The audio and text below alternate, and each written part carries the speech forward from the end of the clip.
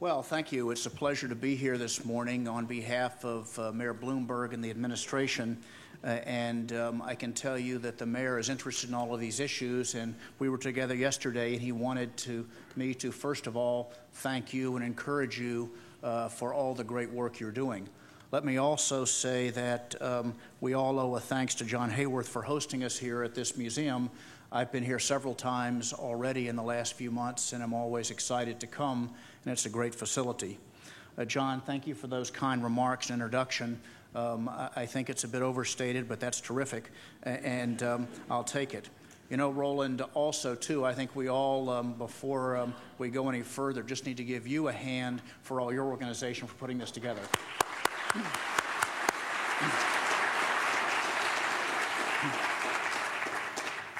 I'm quite honored and a bit daunting by the idea of speaking to you. You know, I think that I've only been on my job for about 4 months now, and I guess that I can promise that I don't bring a lot of historic or long-term perspective, but I do bring fresh eyes to some of these issues, and hopefully the fresh eyes will countervail some of the facts that I've been here a little less long.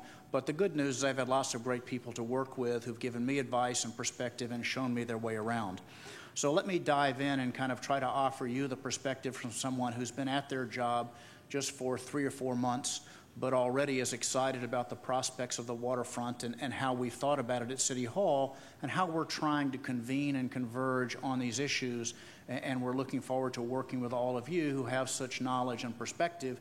And I think, as John said, that advocacy is something that we really are pleased to be engaged with. Many of you have great passion and knowledge, and for us to plug into that at City Hall is really a wonderful thing. You know, since I've started, I've toured all 5 boroughs extensively and had the chance to review projects, seeing lots of different neighborhoods, and also learning about the city's efforts to basically maintain and grow our economy. That's not the topic today. We'll talk about that at other times, but I can report to you that the economy of our city has lots of strengths, and we're doing our best with the economic development responsibilities to keep it growing and going as well as it can.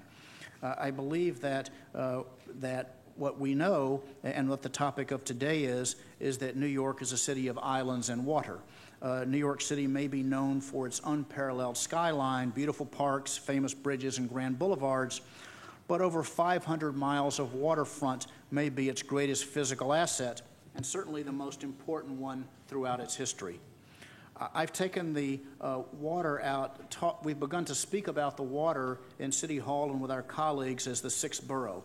And we think that's an image that's important. We think of our boroughs, and everyone can tick through them and understands the perspectives and assign certain characteristics, qualities, and visuals in their mind with each of our 5 declared boroughs. But to the idea of declaring the waterfront to be our 6th borough, we should be able to recall to our mind the same images and the same ideas as we do for each of the other physical boroughs. As I said, 4 of our 5 boroughs are islands. New York City has the longest and most diverse waterfront of any city in America, and maybe even the world. New York City has more waterfront mileage than others, such as Chicago, with only 26 miles of waterfront, Portland, 44 miles, San Francisco, 90 miles, and Seattle with 95 miles. Really, the more appropriate analogy when one tries to reference the scope and scale of New York's waterfront is more something along the lines of Hong Kong, which still itself has less than 500 miles. So it puts you in a frame of reference as to just how important this is with the schematic of New York City. With this natural resource in mind, I can promise you that this administration is committed to forming a permanent framework that will drive our efforts to restore New York City's waterfront to a vibrancy that we have not seen for many, many generations. And that continues to be our goal. The Bloomberg administration has already done its best to change the waterfront in the previous 8 years.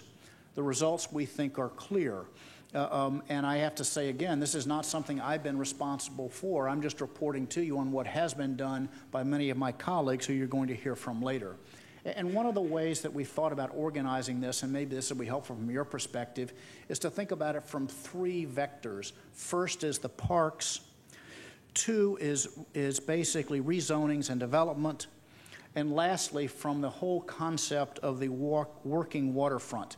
And sometimes these areas have the potential to be in tension, and I think we have to accept that. And as was suggested earlier, that open discourse and discussion of these tensions is the way for us to have the best resolution of what might be conflicting goals at the margin. So let's go through those three things rather briefly, beginning with parks. I can tell you that our city is committed to establishing a network of public open spaces on a different variety of scales that enhance the livability of the city, including recapturing the waterfront for both public use and enjoyment. Most notably, we're working on a ring of waterfront parks that exemplify world-class landscape architecture and reunite the citizens with the city's waterfront. As we know when we study our history, that basically New York began at the waterfront and over the past centuries instead has moved inward and upward. And that's been the progress of how actually the people have used this island. But basically now we're suggesting that let's go back to the waterfront, and that's an image that we should have in our minds as we reverse the previous flow to the center and north, but instead go out and enjoy the waterfront, which is an important part of our city. Let's take an example of some specifics. At Brooklyn Bridge Park, Piers 1 and 6 have opened to great acclaim with a newly opened bike path that connects the two. Construction is now underway at the Empire Fulton Ferry section of the park and is expected to be completed and reopened for public use in the summer of 2011. Pier 5 and the Picnic Peninsula will be completed the following year in 2012. We've also reclaimed waterfront spaces in places like the Bronx River with the help of the Bronx River Alliance, and we've restored 10,000 acres as part of Staten Island's Blue Belt. These parks attract visitors to the city and provide a valuable amenity to residents in addition to tourists.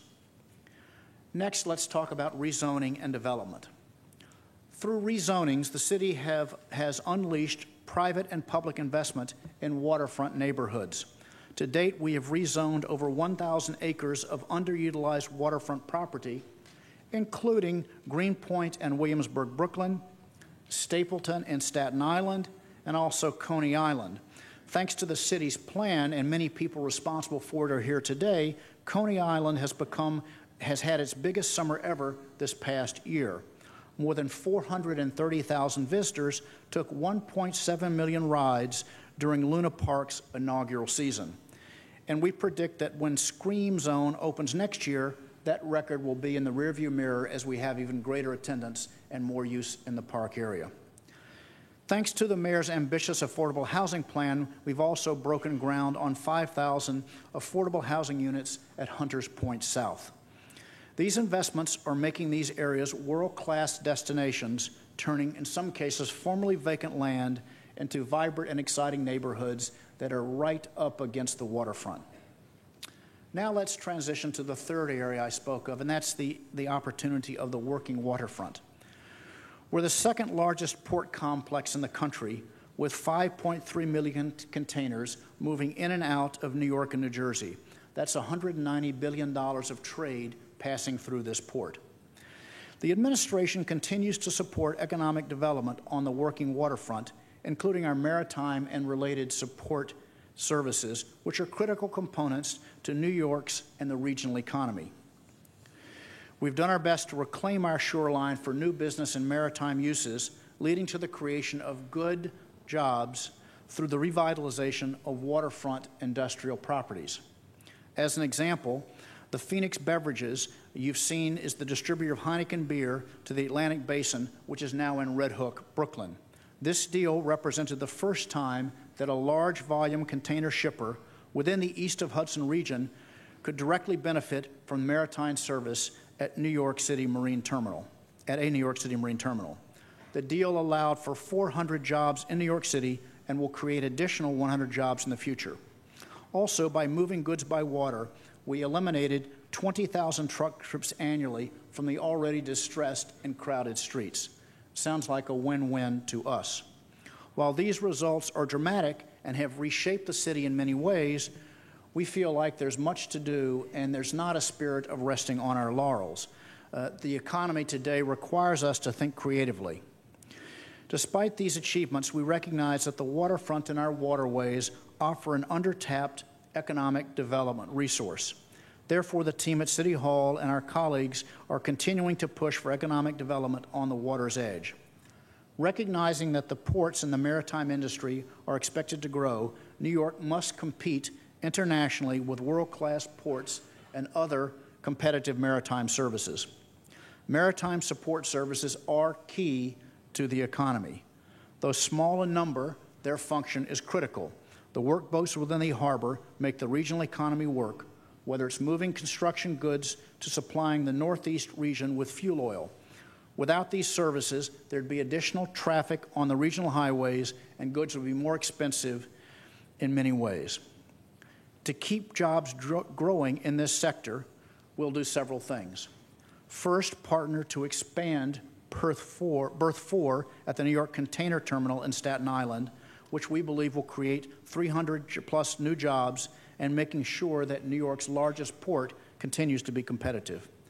Next, we'll project and strengthen significant maritime areas so waterfront industrial uses are also able to continue to grow while doing our very best to balance the concerns of the neighboring communities. Lastly, we'll reactivate rail connections to the waterfront, including the 65th Street rail line in Sunset Park. With these infrastructure investments, goods are moved more efficiently and sustainability, taking more trucks off the overburdened roads. While economic development is typically associated with direct job creation, tax incentive programs, and brick-and-mortar projects, we recognize that New York City's competitive advantage is and always will be its diversity and its density. To keep New York the thriving and diverse place it is and should be, we need to think broadly about economic development and always include improving the quality of life in our goals. A broad economic development strategy includes increasing access to the waterfront, finding opportunities that are appropriate for residential and commercial development on the waterfront, protecting historic resources on the waterfront, and improving the natural environment and enhancing the Blue Network.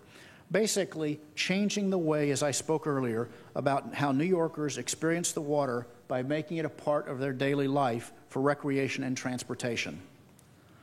I can tell you that this administration is committed to continue to use our water to move more than just goods. Today's ferries transport about 90,000 people daily, and there are nearly 35 recreational destinations for kayakers to enjoy. We see many opportunities to continue to grow both of these numbers. We're committed to expand on our successful parks, opening more sections of open space across 5 boroughs. I know many here dream of a green network ringing all 5 boroughs, connecting parks to bike paths to water trails for New Yorkers and tourists alike to enjoy. And this is an image that also resonates with your administration. Also, we continue to support residential developments along the rezoned waterways. New York's future includes diverse housing options at Willets Point, the Domino Sugar Factory, and Homeport in Staten Island, and many, many more. As always, our ongoing efforts will need to balance the diverse interests on the waterfront. This is what I spoke of earlier as open communication, understanding the other perspectives so that we can choose the best path that balances these various perspectives. We look forward to hearing from you, our best and most honest advocates. So to close today, let me say that the recent economic slowdown has not weakened our resolve to reclaim more of New York's spectacular shoreline. If anything, it's underscored why these investments are so important. They strengthen the quality of life in our neighborhoods, they have the potential to create good-paying jobs for today, and they also help lay the groundwork for our city of tomorrow. The planning and hard work we're doing today, we hope will ensure that in the year 2020, we have a waterfront that fuels our economy and feeds our souls and will strengthen the connection for the citizens of New York and the visitors to New York's natural beauty.